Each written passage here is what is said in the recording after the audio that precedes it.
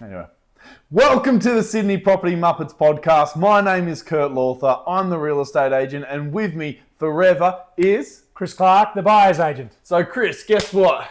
What? You had a story. Oh, well, that means you're going to waft on, then I'm going to cut you off. Really smooth as silk here. I went to be like, yeah, guess what? And then I thought you... Let me take over the episode. Right. I was listening to another podcast, the Property Trio. Yep. You listen? Listen to that. And Cate Bakos, a buyer's agent in Melbourne, had this theory around auctions in this week's episode they talked through. And I want to break down what the theory of that in Melbourne is, or what it was last year. And also then I'm going to give you my understanding or my feel of what it is in Sydney. So there's different theories and rules amongst buyer's agents? Yeah, this is sort of tip she gave, which I thought was quite interesting. So she said for last year, so 2024, when auction were happening and she was going to go for it, she'd talk to the agent and say how many people are going to be there. And she had a rule of 2. So if they said there were going to be 5, she would take 2 off. There'd be 3. The market in Melbourne was quite flat last year. So there's this theory, if there's 5, if the agent was going to be 5, only 2 turned up. And she didn't think the agent was actually lying. It actually just probably was more that people got so nervous, they just didn't turn up, even though they intended to. They told the agent That's another story for another episode of... Correct. And then she said this year it's been the opposite. So agents been like, oh, there's going to be like 5 people at an auction and 7 are turning up. And 2 of those people are coming out of the woodworks, like almost haven't seen the property. I thought that was really interesting. For me, I use the power of 3. So what I utilise is when an agent says to me they've got at least 3 or more registered bidders, typically the night before we're having a discussion around this, I triple it. All right, so if they say there's 3, I say to my buyers, there's likely 6 to 9. Right, if there's 5, there's likely probably 10 to 15. When they say there's 1 or 2, I usually just add 1 or 2 on. I don't think I'm going to triple that number. You feel that's the same for you as an agent? If I asked you, how truthful, how close to the pin, or what is your theory on the bidder numbers to share with a buyer? To be honest, we're probably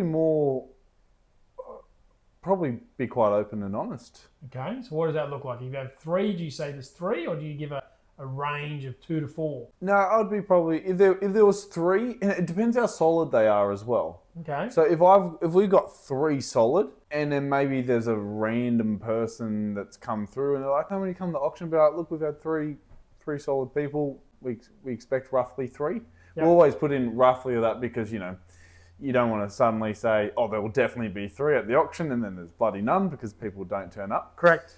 But if there is going to be an absolute bustling auction, and we know it, yep, we will probably say 5 to 6 roughly and keep it at that because we also don't want to scare off. So if it got to like 8 bidders, 9 registered, 10, you may not say there's 8, 9 or 10. You may say there's 5 or 6. It'd be like... Because you said 5 or 6 is enough for people who are still interested, but you don't want to scare them away. That's part of your job, is not to scare people. Yeah.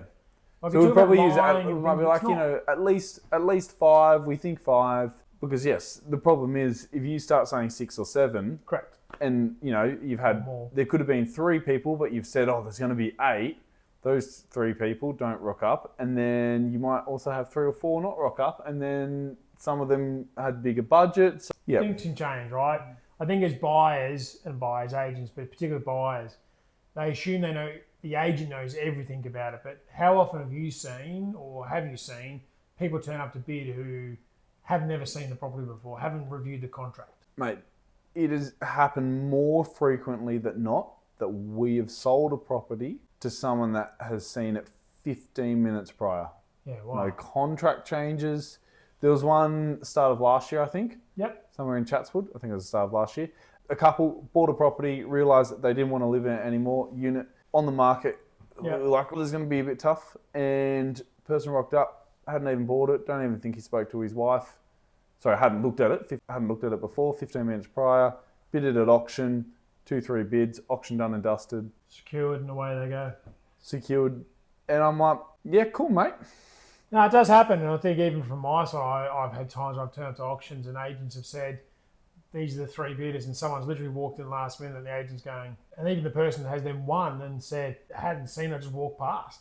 I'm like, oh my God.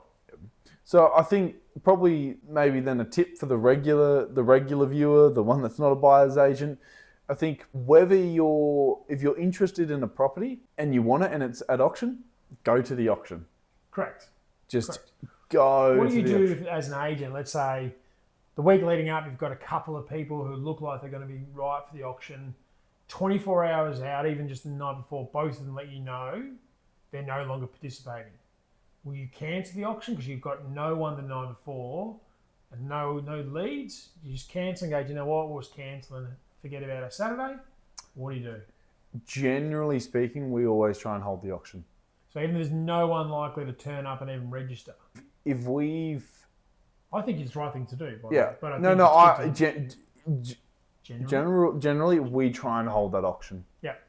Because you just don't know who's going to be there. And because in New South Wales, auction conditions last all day, someone could end up ringing up on that day.